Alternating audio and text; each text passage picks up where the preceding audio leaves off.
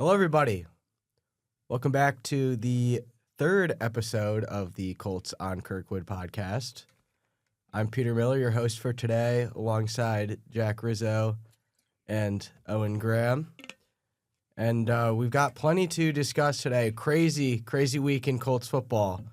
The Colts took down the Broncos on Sunday, 29-28. The last second 45-yard field goal from Spencer Schrader. Colts moved to 2-0 for the first time since 2009. Fellas, thoughts on a crazy game? Yeah, that's one way to put it, right? A game that really seemed to be going back and forth the majority of the first half, and then you saw the momentum kind of shift into the Broncos' favor the majority of the second half, outside of a few opportunities that the Colts had. And then it was pretty much the Broncos' game to lose, and technically they had made it through the entire four quarters without losing it, and then one penalty just completely shifts the entire trajectory of the game for the Broncos. So, just another week in the NFL. Yeah, it was a weird game with a combined 19 penalties between the two teams. Not exactly characteristic of what we're used to seeing from a Shane Steichen team, but alas, they got through it. Jack, anything?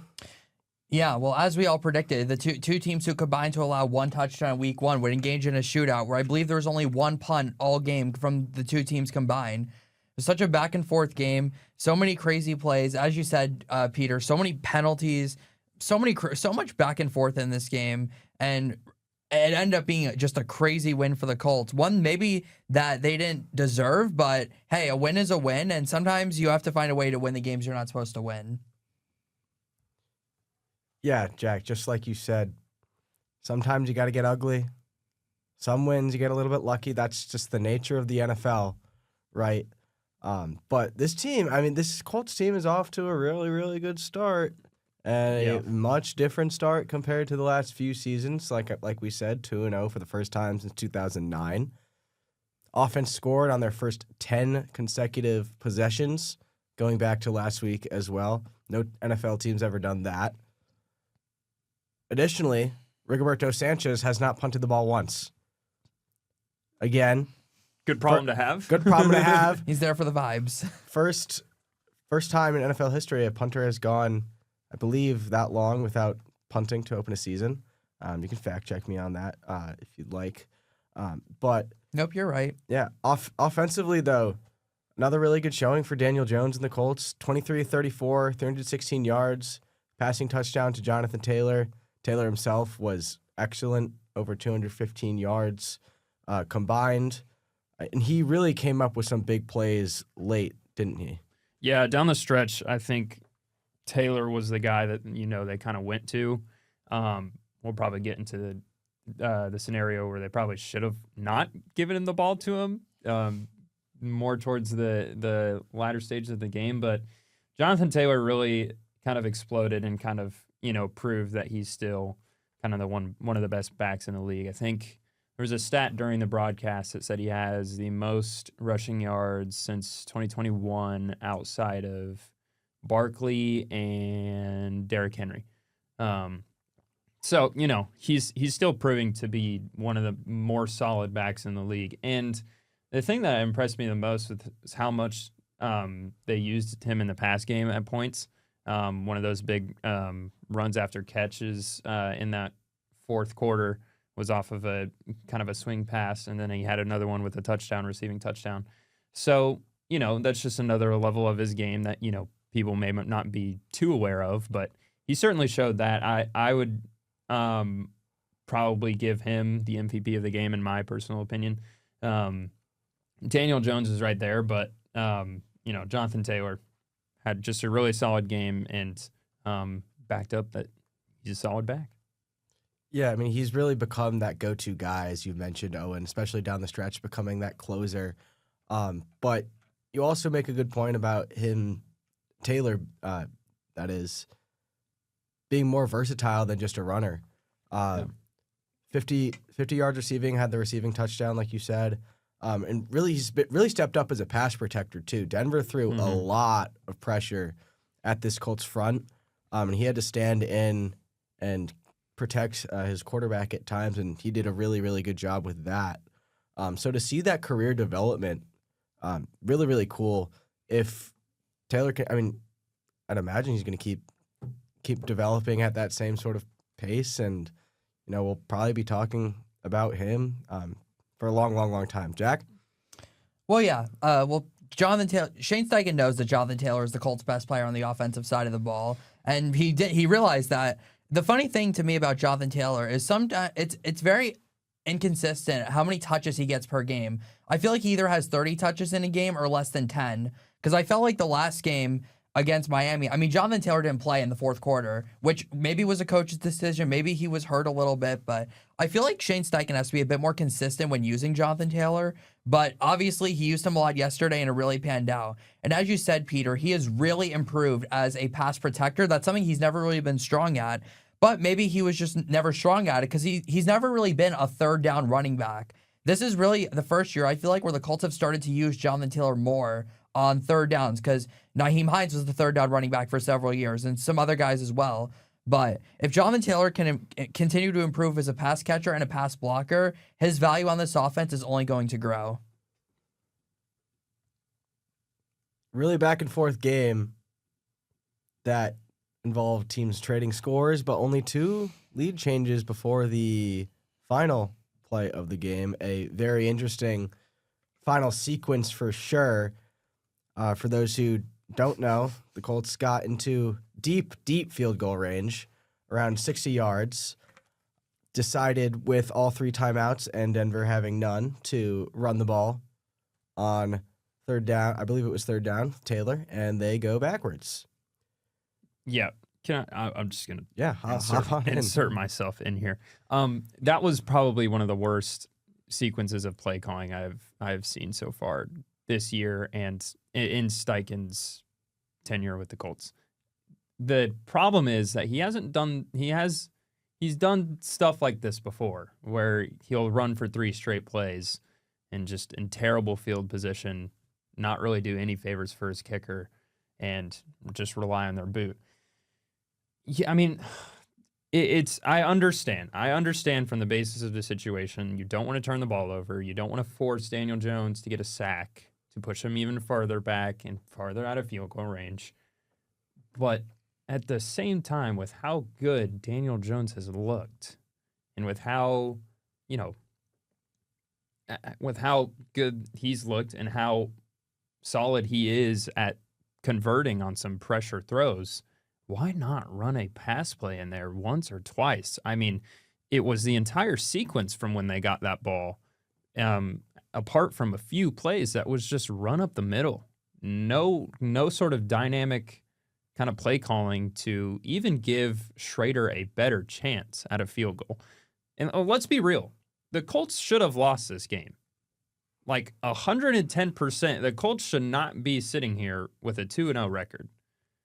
The penalty is the penalty. Was it the right call? Some say yes, others say no. I think it was.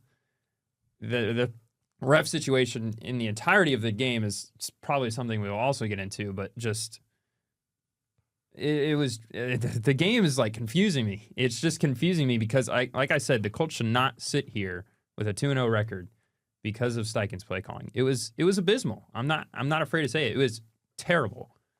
You have to throw some play action plays in there because, I mean, they're stacking the box right in front of you. Like anyone from a sideline perspective to a stand perspective, Daniel Jones' perspective, Daniel Jones is seeing this as like, I mean, I probably can't switch this up or I'm going to get chewed out. And, like throw a pass play in there. Give Schrader a better chance to get a better field goal than a 60-yarder. I get it.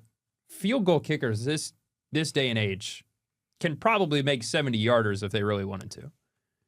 In perfect conditions and, everything's on about their fitness and their leg, they can knock 70-yarders in. two things. One, Spencer Schrader isn't very proven. Second of all, you are settling for a 60-yard field goal. Settling. Steichen has to throw in some pass plays in there towards the end of that sequence. It's you can hear it in my voice. It frustrates me just because as a football fan and a football perspective, it makes no sense. Yeah, I mean, you're absolutely right. I have to agree with you. I was sitting there watching the sequence, and I'm kind of like, what's going on? Why is Steichen not throwing in a pass play? Why is he not getting a little more aggressive? Mm-hmm. His kicker has only made 14 career kicks. That includes 5 from yesterday, so only 9 up to that point. Unproven, as you mentioned. And for me, it's not just the play calling, it's the game management. Yeah. You run the ball, you have all 3 timeouts, and as you mentioned, you decide to settle for a field goal from about 60 yards. You run the clock all the way down to around, 17 seconds, so you can run one more play and go backwards? Mm-hmm. I don't understand that. And Jack, I'm sure you don't understand it either. I don't. I'm not going to lie. I was pretty nervous during the last minute of the game, so I didn't really think about, I was just thinking about, oh man, is he going to make the kick or not? But to be quite honest, yeah, I totally agree. It was very questionable. Why are you not trying to get more yards when your kicker has never even attempted a field goal from 50 yards or more in the NFL, let alone made one from 60 nonetheless? It just really blew my mind. I think Shane Steichen's an offensive genius. I think a lot of people say that, but there's a difference between being an offensive genius and game management. And his game management yesterday was not good. I understand you don't want to give the Broncos the ball back. And it's understandable because of how bad your defense was for the most part in yesterday's game. But at the same time, you can't just expect Spencer Schrader to make a 60-yard field goal, no matter how centered the snap is or whatever. He's got to get more yards, especially considering how Daniel Jones looked yesterday. Right. Over 300 yards passing, only took 1 sack all game. And it was a good blitz from the Broncos. It wasn't even his fault. And, obviously the Broncos defense is great. And then the penalty at the end, it was a penalty. I've seen that. It's not the first time the Colts have benefited off of a penalty like that at the end of the game. If you remember, well, we won't remember because we weren't alive, but 2003 Monday Night Football, Colts versus the Tampa Bay Buccaneers. Mike Vanderjagt in overtime misses a 40-yard field goal, and Simeon Rice of the Tampa Bay Bucs gets called for leaping, contacting the center, trying to come over and block it, and he gets another attempt and wins the game. My dad tells me that story all the time because of how random of a penalty it was, and that's kind of what it was here. And it's even more dumb on the Broncos' part than it is on the Colts' part, because why are you trying to rush a kick? Why are you trying to block a 60-yard kick for a guy who's never even attempted a field goal from over 50 yards? Sean Payton is much better than the coaching job he had yesterday. I just cannot believe that the Broncos were undisciplined enough to take that penalty and give the Colts a free win, a win they did not deserve. And I'm going to comment on that because I think, I understand where it's the chance of like maybe trying to block it at 60 yards. I think at the same time, though, like, I get probably this is kind of coming from the confidence standpoint. Like Steichen, to be able to do that, you have to think like in his mind he has the confidence that Schrader could make that kick. So I think that's probably why they maybe brought a little bit more pressure on the kick. But just to comment again, like what you said, what were they worried about? Like what were they worried about in that situation to not run like a regular offense? You were beating guys on the outside pretty much the entire day. Patrick Surtain did not have a great game. Nick Bonito was not existent. Nick Bonito did not have a great game at all. I mean, the only solid part of the Broncos defense that really had any, sort of a good game was their defensive front. And that's only 1 sack during the entire game. And it was a linebacker, I think, too, on a blitz. Exactly. I mean, they were bringing pressure, and they definitely flushed Daniel Jones out of the pocket plenty of times. But I just can't, get over the fact, what are you worried about? This is – and the reason I'm so, I guess, hot about this is because when it comes to time when you're talking about playoffs and you're talking about those games you need to win, this can't happen again. It can't happen again. Because those are just going to lose you games. And again, should have ended with a loss. You mentioned playoffs, Owen. When we get into December, end of the season, The Broncos, they missed. The Chiefs are now 0-2 in a division that they're favored to win. Just dropped an opportunity to pick up a game, stay ahead in the standings with them for now. Go to 2-0 and still be in the driver's seat. Still with divisional games to play, but yeah, when you get deep into the later weeks of the season, week 16, 17, and the Broncos maybe are still trying to chase the Chiefs, who knows? They're going to be looking back on this week and think, man, what if we just let Spencer Schrader try? What if we just what if we just said, how's your bottle?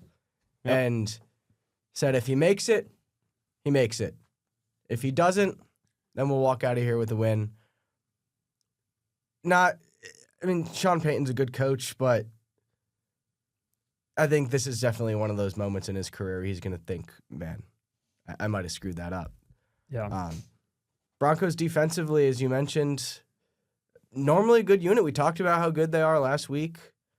Really not up to the standard that they are probably used to, especially for Pat Surtain, who had one of the worst games of his career, targeted 9 times, give up 7 catches for 63 yards. It's the most catches he's allowed in a game in his career. And a lot of that has to do with the accuracy of Daniel Jones, who we talked about a little bit. But, again, it's only 2 games, small sample size, but Daniel Jones is building a resume here. Yeah. He's looked really impressive in this Colts offense. It seems like Shane Steichen may have found his next Jalen Hurts, or is that too crazy to say, Owen? I don't think so.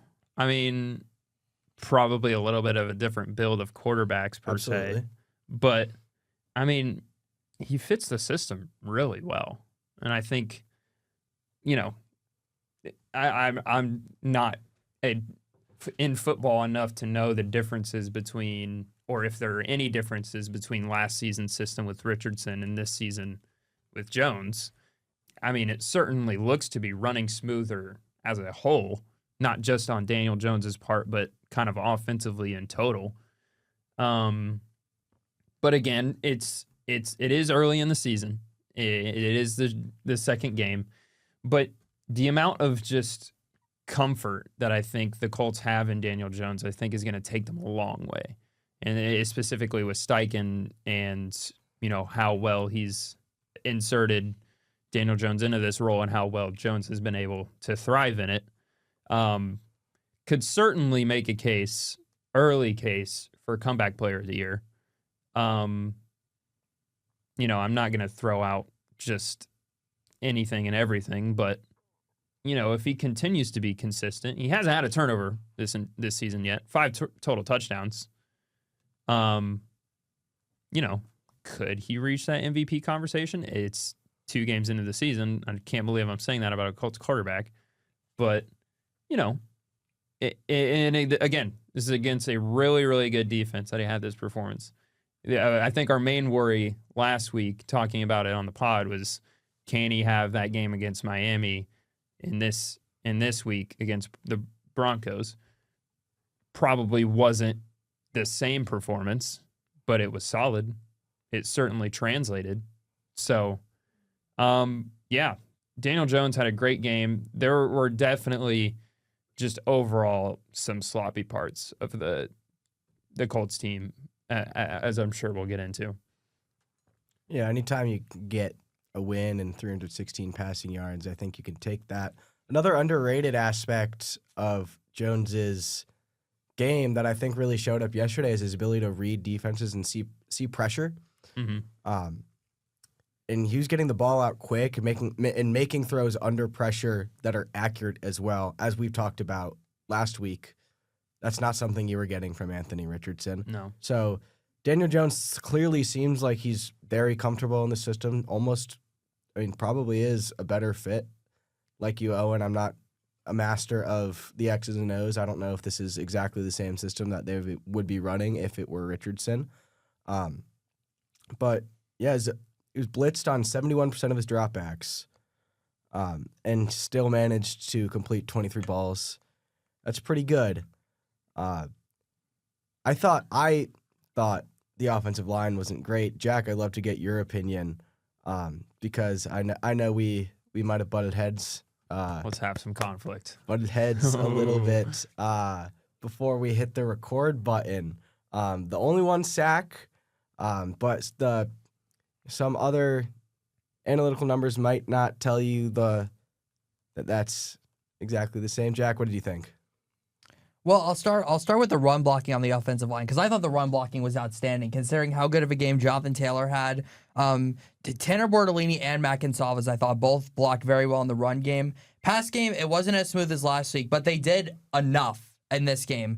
You have to understand that the Broncos, I don't really care how they played yesterday. I still think they have a top 3 defense in the league. With all that talent there, I just think the game plan for the offense was perfectly executed. They certainly had some moments where Daniel Jones was really under pressure. Justin Strnad got in there for a sack on a really nice blitz call by Vance Joseph.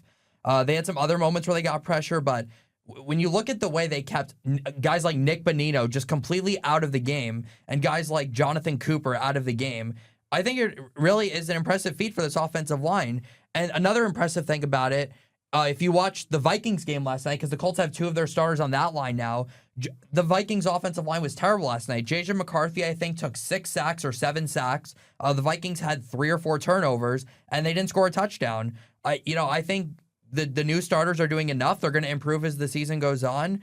And, the Broncos defense, this is probably as tough as a defense as they're going to face, and they still did a good enough job in this game. You're probably going to disagree with me, Peter. I'm probably not as much of a PFF guy as you are from what I can tell, but overall, I thought the line did enough today. It wasn't perfect, but I thought they did enough to win the game. Yeah, clearly did enough to win the game, right? I'll give you that. Guys, they weren't supposed to win. let's just bear that in mind. But sorry, had to butt in a little bit. Continue. Go ahead. No. But yeah, in terms of pass protecting grades, really, really concerning. When you look at the PFF numbers, Bernard Ryman, 48.3. Quentin Nelson had the best at 68.5. Tanner Bortolini, 29.9.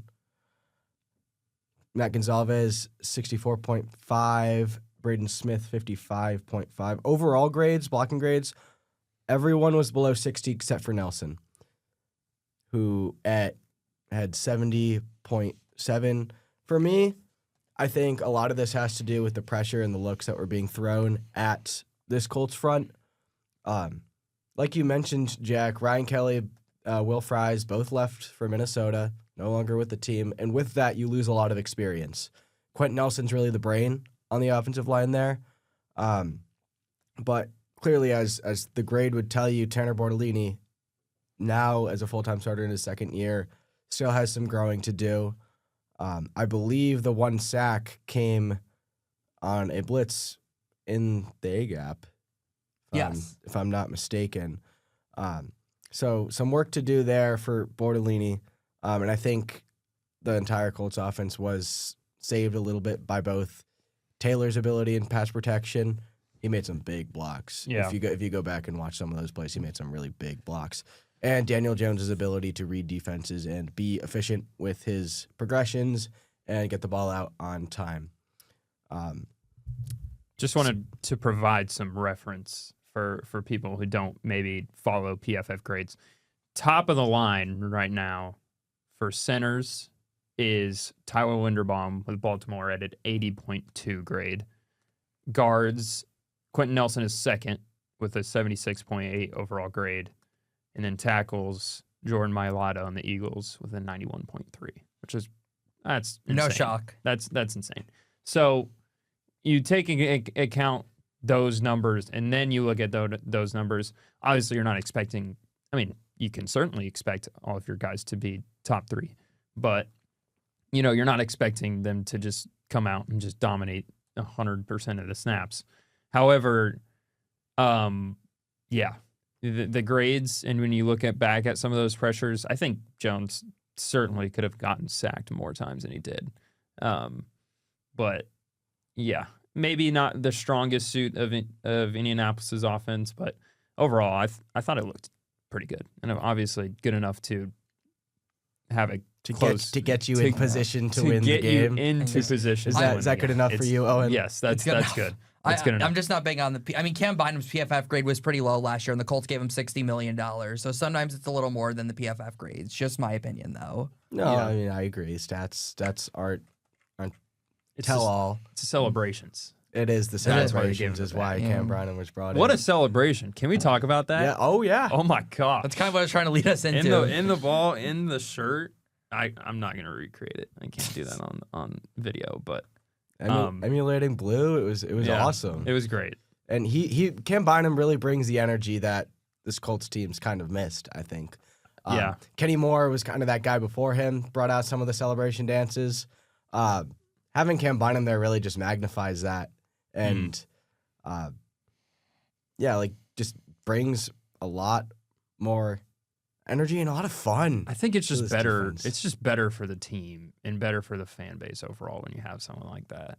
Because, obviously football is a pretty serious sport, but if you're taking it seriously 100% of the time, like that's what happens in like last year's season where no one likes the product on the field and everyone's frustrated at each other. Not saying Cam Bynum's just this like kumbaya guy, but like, those things are fun to see. It puts a smile on your face.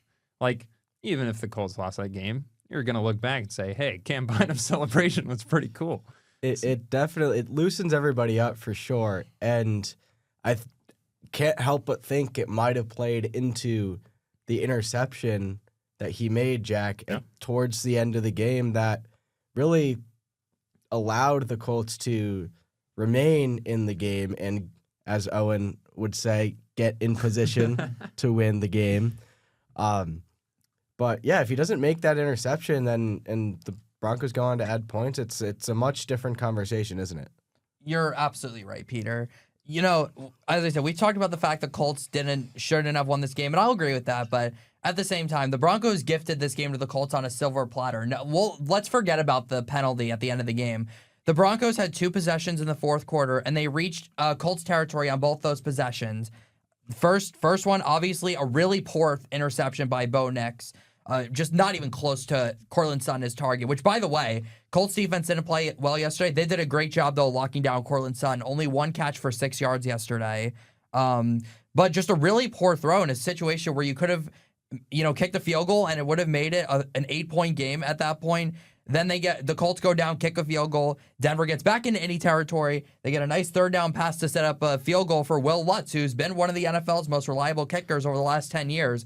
Sean Payton staple, both in New Orleans and Denver, and he doinks one off the upright. Doink.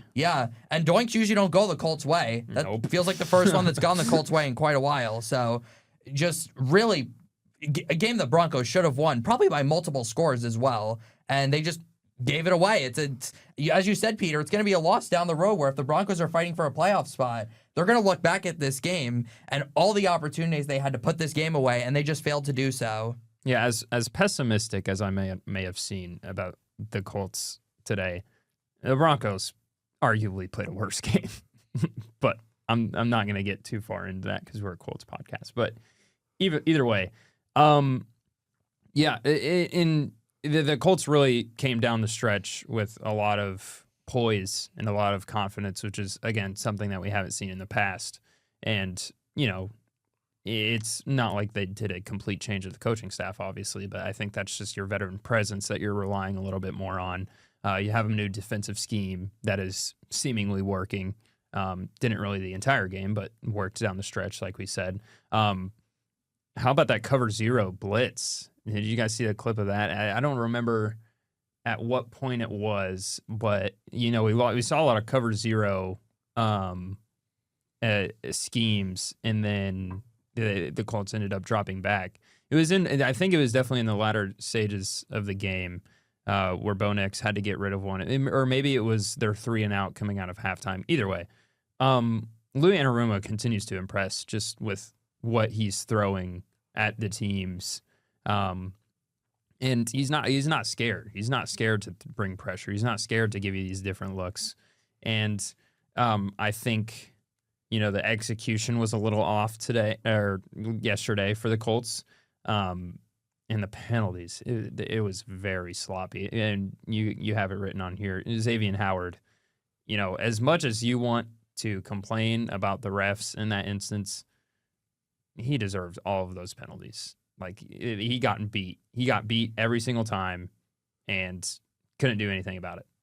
And that's just kind of, maybe you miss Mooney a little bit in there at cornerback, and obviously Latu not being in there as well. But, Colts defense didn't perform well, but in all honesty, they did what they needed to do down the stretch, and that's what's important. Xavier Howard, 3 penalties in 5 plays in the first half. Mm-hmm. Like you said, Owen, watching each of those penalties, they were the right calls. And I wonder if my thing with Xavier Howard is, Mooney Ward's out. So is Jalen Jones. Colts placed him on IR late last week, so he'll miss at least 3 more games. Xavier Howard's now your effective corner number 1 because he was a starter. Ouch. Guy who hasn't played in 2 years. Played in 2 years, and former interceptions leader, and comes with all this experience. So I wonder if there's a little bit of pressing there from him to think, hey, we're a little banged up. We've got an undrafted rookie, Jonathan Edwards, getting snaps. I need to step up. I need to be the guy that I was with the Dolphins.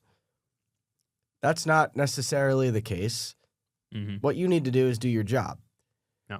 And you mentioned it too, Owen. Latu didn't play. He's dealing with a hamstring injury. We'll see if he's ready for next week. But the pass rush really wasn't super effective either. No sacks. I believe I saw something that said the Colts have one of the worst, pressure rates through 2 weeks. Obviously, the different blitz looks and the window dressings and the mad science from the mad scientist Lou Anarumo have maybe made it not seem like that so much because you're bringing some more pressure from deep. But is there anything to say for the lack of production on the defensive front yesterday? Yeah, I would think so. I'm gonna give Broncos their props. They have a really solid offensive line. Mm-hmm. Maybe not as notable of names when you think about offensive line, but ranked second coming into the season. And I think when you miss out on Latu, did JT Tuimoloau play? 5 snaps. 5 snaps. Ouch. That's your, I guess, other surefire pass rush guy. Kwity Paye obviously hasn't really shown that he's a consistent guy on that front. DeForest Buckner can only do so much. Yeah. You just double team him if you got nobody else rushing the passer. Exactly. So, and then Tyquan Lewis also had his fair share of penalties and mistakes. Sidebar real quick on this offensive line, but this is just a general football note. The most avoidable penalty in all of football is roughing the passer when the QB is running out of bounds. Don't touch him. Just don't touch him.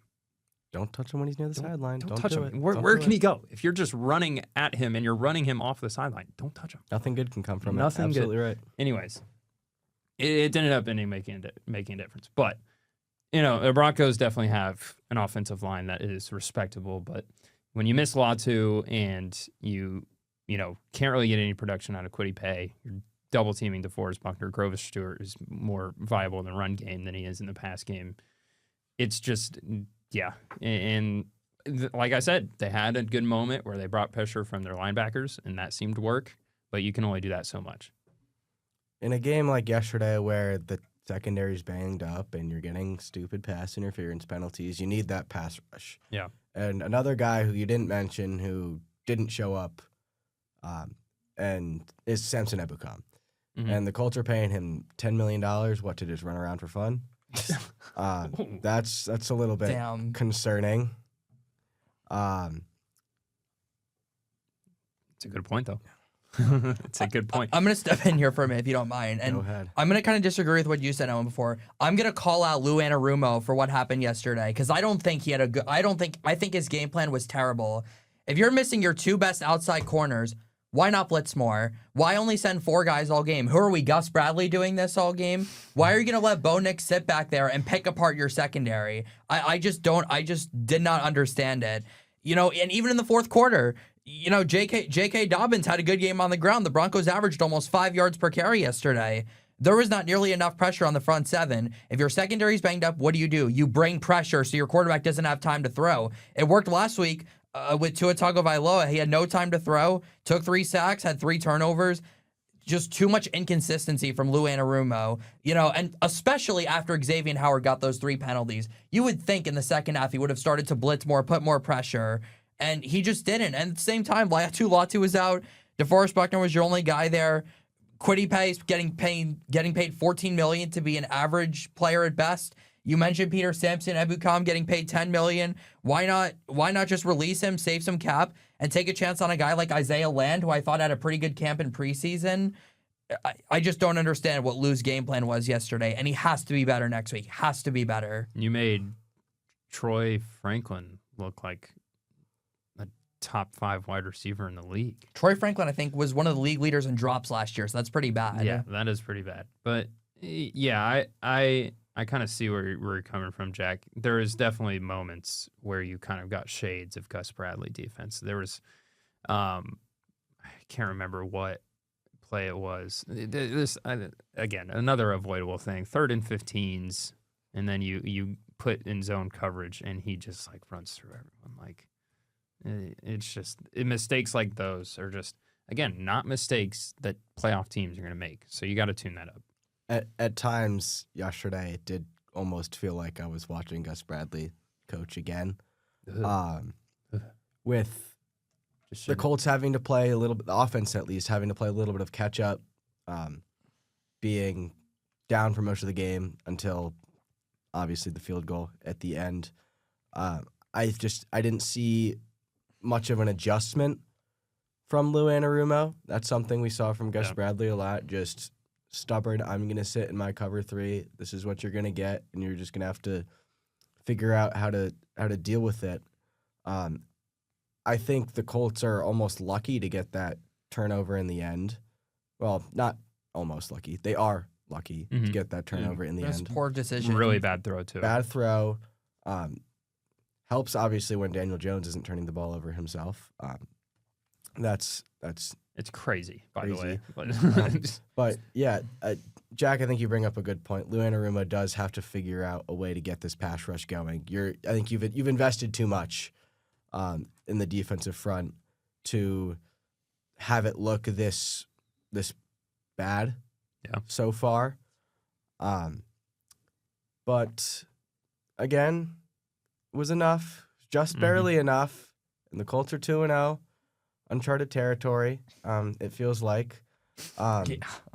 And with a chance to go 3-0, a decent chance at that too, against the Tennessee Titans next week. Make the trip down to Nashville, your first road game of the season. It's your first road game and your first division game. And yeah, this Titans team did pick first in the draft and have a rookie quarterback, a pretty good rookie quarterback in Cam Ward. So this game isn't going to be any slouch. The Titans aren't going to roll over and just let the Colts do what they want and continue to let Daniel Jones throw for 300 yards a game. So, Owen, I'll go to you. What do you see from this Titans team, and what challenges do you think that they could pose for the Colts? Well, I think it's a perfect segue from this segment we just talked about. Their offensive line is very bad. So you need to pressure Cam Ward and get him off balance. The times that there has been times where he's been able to figure out that pressure, that throw that he made, like literally parallel to the ground and just flipped it over, ended up being a touchdown. Like whatever. Mahomes. That's little Mahomey. Anyways, it plays like that will happen, and that's just kind of instances where you can go, okay, respect the game, whatever. But if you pressure him for a full 4 quarters, there is no reason that you can't win that game. And especially just since that you have the momentum And these division games are going to count because this is a division that is very gettable, is a very winnable division for the Colts, especially with how they've looked in the first 2 games. We even mentioned before the season even started that this is a gettable division, all thinking the Colts were not going to look as good as they did. So, excuse me, you have to bring the pressure on the defensive end, and then I think you run Taylor through the ground because I just can't imagine a instance where the Titans will shut Jonathan Taylor down for 4 full quarters. That, I guess, is my scouting report. You guys can certainly add that, but I think those are the 2 obvious sides where I think you have to hammer down. I think, yeah. Line of scrimmage. We talked about it last week, and I think it's the same this week. Got to win in the trenches, especially, like you mentioned, Owen, on the defensive side. This is a Titans team that has 2 injuries currently. J.C. Latham, I believe, did not play on Sunday. Peter Skoronski, a former first-round pick, has not really been the first-round pick that he was supposed to be. This is an offensive line with, like as you mentioned, a rookie quarterback. You never know. It's going to be Cam Ward's 3rd NFL game. You just don't know how he's going to react, how he's going to read your pre-snap looks, which I think is an advantage for Lou Anarumo, honestly, given everything that he likes to do with all his window dressings and trying to fool you pre-snap. I think that is an advantage for the Colts. And looking at the Titans' defense, it's not a unit that, I'm certainly going to go and say this is one of the top units in the country. Or in the league, excuse me. I don't see necessarily a certain strong point. Some solid individual players, Amani Hooker at strong safety, Jeffrey Simmons on the defensive line. But for me, this is just going to be another. The big question is, can Daniel Jones, like we talked about last week, can he execute? Can he keep building off of his 2 incredible starts so far? That's what they've been. They've truly been incredible. And go into an environment that you haven't been to this season with this team and get an important division win. Jack, what do you got? Yeah, exactly. You guys mentioned it. People are going to look at this game. The Colts are 0-2, and Tennessee is 0-2, but we cannot overlook the Tennessee Titans in this game. The Titans may be 0-2, but it's a hard 0-2. Playing against the Broncos defense in week 1 with that O-line was a nightmare for Cam Ward, and the Titans still only lost by 8. And then you had to play the Rams last week, who are one of the best teams in the league. The Colts will see them in week 4 after this game. But it's, as I said, a hard 0-2. The Titans really, they were leading at halftime yesterday. They're not, this pushover team. They're not going to be this team last year where you just walk over them. Cam Ward has the ability to make big-time plays. We saw it yesterday with that crazy touchdown that you mentioned, Owen. The Titans defense didn't play that bad in week 1. They looked okay last week in the first half until Sean McVay made adjustments. These division games are never predictable. The Colts cannot get comfortable at 2-0. They have to quickly turn around and get ready for this game because, you never know with divisional games. And it's all about pressuring Cam Ward, as you guys said. He's taken 11 sacks the first 2 weeks. His pocket presence is not fully developed yet. So you got to get in there. You got to get sacks. They had 0 last week. You got to get in there this week. And you have to win the turnover battle again. They've won the turnover battle the first 2 weeks. It's very seldom we see a team lose the turnover battle and manage to win a game. So the Colts have got to get pressure on Cam Ward. Pressure creates turnovers. That's what they're going to have to do. And as you said, feed Jonathan Taylor. Jonathan Taylor's involved. The Colts are a better football team. It'll open up the pass game, get this offense involved. As you said, Peter, the Titans defense doesn't really have too much outside of Jeffrey Simmons, who, again, the Colts could just double team, and I think they'll be fine. But don't overlook the Titans. Don't get comfortable after a kind of a fluke win. Turn around, get ready for this game, and be ready to go on Sunday. The turnovers, we've talked, Jack, you've mentioned it the past 2 weeks, and you've been bang on with winning the turnover battle. I think it's even more important this week. The Colts have the best, it's only 2 games, but the Colts have the best turnover margin in the league right now. Tennessee is tied for 4th. So a team that takes care of the football and a team that's going to try and take away the football too. Something Shane Steichen's been preaching. He preached it in his post-game press conference yesterday. Talked a lot about it today, too. Was discipline. The Colts were not disciplined against the Broncos. 11 penalties. By some lucky stroke, a Broncos penalty handed them a win. And it's going to be easy to maybe look at this Titans team and say, oh, yeah, they're a division opponent. Oh, yeah, they weren't very good last year. So we can go in there and just steamroll them. This Colts team, against the Titans in Nashville last year, came down to the final drive. Anticlimactic because Will Levis did Will Levis things. But I believe it only finished a 3-point game. So these division games, Jack, like you said, you never know how they're going to go. The teams know each other very well. They're going to play each other really close. So it's really all in the fine details. Owen?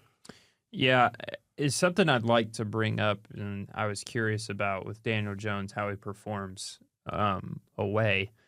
He's actually a little bit better in his away games in terms of stats. They're not too crazy difference in terms of record. However, at home games in his career, he's thrown for 31 touchdowns and 30 interceptions. Away, he has 41 touchdowns and 17 interceptions. So I don't think that's a worry for the Colts in this instance, especially with how well he's looked. But yeah, it's the battle in the trenches. I think that you just have to kind of dominate for Indianapolis, especially with how poor of a game and undisciplined you looked. This is a good bounce back game for you, but again, can't overlook the opponent. Titans, too, I do want to bring attention to having an interesting group of 3 wide receivers and a solid tight end as well. Good receiving options for Cam Ward. Calvin Ridley, of course, their top option. Rookie Alec Ayumanner, I believe is how you pronounce that. 4th-round pick out of Stanford. He's flashed in these first few games. And Tyler Lockett's your slot guy. Go figure. Honestly, had no idea he was a Tennessee Titan. So underrated. Great Seahawk. He was so much fun in Seattle. And Chigakonkwo is your tight end. So you have a solid supporting cast. I mean, probably really outside the offensive line around Cam Ward. So it just comes back to that point that we talked about is when we started talking about the Titans, Owen, is you gotta get the pass rush going. You gotta find a way to get pressure on the rookie quarterback, because then that's how you force your mistakes. And that's how you ultimately win the turnover battle. It always starts up front. That's for me. I mean, that's how I view football. If you can't win at the line of scrimmage, you're not going to win too many games. Should we get into some score predictions? Of course we should. That's the funnest part about our day. Who wants to go first? I'll go. Sure. Honestly, I think the Colts handle business pretty well. I can see the Colts kind of opening up their offense a little bit more, even farther than what we've seen them open up with. And I think it's actually is going to be a pretty handled game. I think there are some mistakes we still see. I think maybe the defense maybe has a lapsy game, or maybe offensive line struggles continue. Because you can't forget about Jeffrey Simmons, and you just, you never know with those individual guys on defense. There's still some health concerns out there with Latu, Ward at cornerback. So, I don't think it's going to be, 100% beatdown, but I think Colts do handle business. I'll go with 28-10. Colts win. I'll follow it up. I do think the Colts are able to, as you put it, handle business. I don't think Cam Ward is any slouch, and I think the Titans, considering this is a defensive game, or not defensive, divisional, excuse me, the Titans are going to throw everything they got at the Colts, going to make it difficult on Daniel Jones. We maybe see a slow start for the first time this season. Be interesting to see how Daniel Jones can respond from that, but that's just a hypothetical. I think defensively, Lou Anarumo can do just enough to cause Cam Ward some confusion and ultimately force some of those rookie mistakes that will ultimately play the difference. I will go a little bit closer, and I will say the Colts will win by a touchdown, 24-17. Ooh, okay. Jack? All right, well, we are going to go ahead and make this a clean sweep for this week. This is honestly a tough game. I think this game is going to be – I honestly think that this is going to be quite a close game. I just don't know what we're going to see from the Colts. Like, we read your article, Peter. You're right. This week we were left with more questions than answers after that game. And listen, luck is not going to be on the Colts side again next week. I'll go ahead and say that now. They have to win this game based on the way they play. They can't get bailed out by some penalty again, or get bailed out by some awful QB decisions like what Bo Nix had last week. They're going to have to go to Tennessee, and they're going to have to win this game the way they won in week 1, by the way that they prepare, by the way that they play on the field. I do think Cam Ward kind of makes this a bit. I really do like Cam Ward. I think he's a really good quarterback. Doesn't have much help in Tennessee. We could talk about the O-line all you want, but I also just think that Brian Callahan is a terrible coach. I think this is probably his last year in Nashville because I just don't think he's the guy to lead this team. I'm going to say I'm going to give the Colts a 5-point win, 21-16. Yeah, I really think it's kind of a trap game. I feel like 2-0 versus 0-2. The Titans are desperate. They want to get a win if they want to keep their season alive. As we've said, this is a gettable division, really, for any of these teams. But ultimately, I think the Colts handle business, and I think it comes down to the defensive pressure. I think the Colts are going to get a couple turnovers in there. I think the streak of not punting will end. I even think that the Colts not turning the ball over will end. I'm going to say they probably have one turnover in this game at some point, but because the Titans have been pretty good at doing that the first 2 weeks. But I still think Indianapolis handles the win based on the advantage on the offensive line and on the defensive line. So there's a consensus that the Colts will move, between the three of us, the Colts will move to 3-0 for the first time since 2009. Again, just like the first time they started 2-0. Yeah, well, they started 14-0 in 2009. Yeah, it's going to be a hard one to top. It's going to be hard to do that. It's going to be a hard one to top. Could have been 16-0 if Jim Caldwell didn't take out the starters in the second half of the Week 16 game. Shoulda, coulda, woulda. But if there's any people who want to set their sights too far in the future, the Colts did make the Super Bowl that year. But yeah, this year is different. Every year is different in the NFL. Colts at Titans in Nissan Stadium this Sunday, 1 o'clock kickoff. And that is going to do it for us here on the Colts on Kirkwood podcast for this week. Thank you, everybody, so much for listening. I've been Peter Miller. He's Jack Rizzo. He's Owen Graham. We will see you next week.